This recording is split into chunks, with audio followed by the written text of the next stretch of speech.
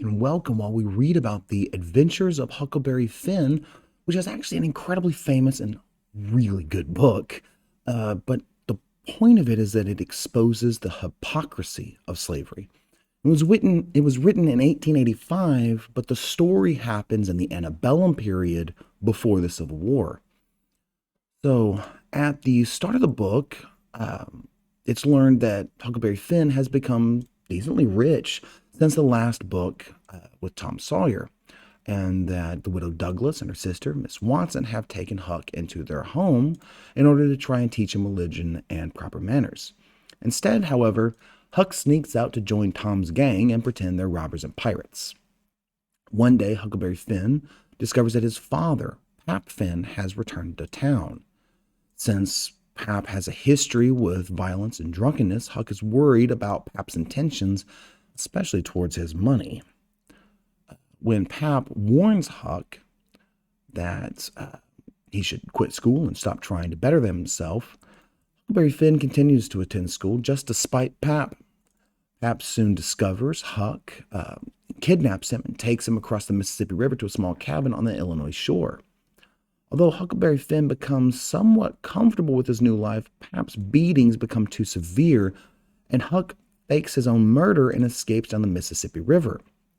Huckleberry Finn lands a few miles down at Jackson Island, and there he finds across Miss Watson's slave, Jim, who has run away for fear he will be sold down the river.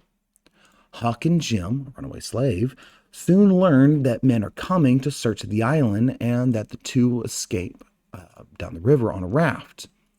Jim's plan is eventually to take the Ohio River up to the free states. The plan troubles Huck. However, Huck continues to stay with Jim as they travel, despite his belief that he is breaking all of society and religion's tenets. Huck's struggle with the concept of slavery and Jim's freedom lasts throughout the story. Huck and Jim encounter others during their flight. The only time that Huck and Jim feel that they are truly free is when they are aboard the raft floating down the Mississippi. This freedom is broken by the arrival of the Duke and the King, who take over the raft and force them to stop at towns in order to scam people. The scams are relatively harmless until the Duke and King pose as brothers to steal a family's inheritance. However, the real brothers soon arrive. In the confusion, Huck and Jim escape as they are soon joined by the Duke and the King. Disappointed at their lack of money, the Duke and King betray Huck and Jim, selling Jim back into slavery.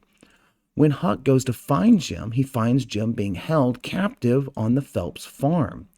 The Phelps think that Huck is their visiting nephew, Tom Sawyer, and Huck easily falls into the role of Tom because they had been friends. Tom Sawyer soon arrives, and after Huck explains Jim's captivity, Tom pretends to be his own brother Sid. After dismissing Huck's practical method of escape, Tom suggests an elaborate plan based on several of the prison adventure novels that he had read. And the simple act of freeing Jim becomes a complicated farce with rope ladders, snakes, and mysterious messages.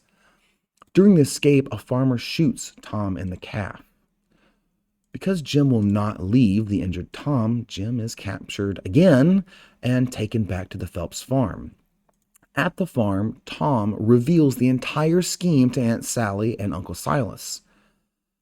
Tom says that Miss Watson, Jim's original owner, has passed away and freed Jim in her will.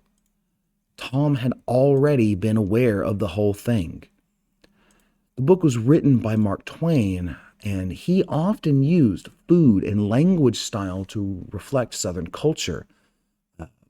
It's actually kind of controversial to read the book because even though the book's entire purpose is to expose the hypocrisy of slavery, it uses very accurate writing and words, the way that people would have spoke at the time, and it's at times can be offensive, even though the purpose of the book, like I said, is to expose the hypocrisy and the like what's the point of slavery doesn't make sense fully. But I hope you're learning, and I hope you're having fun.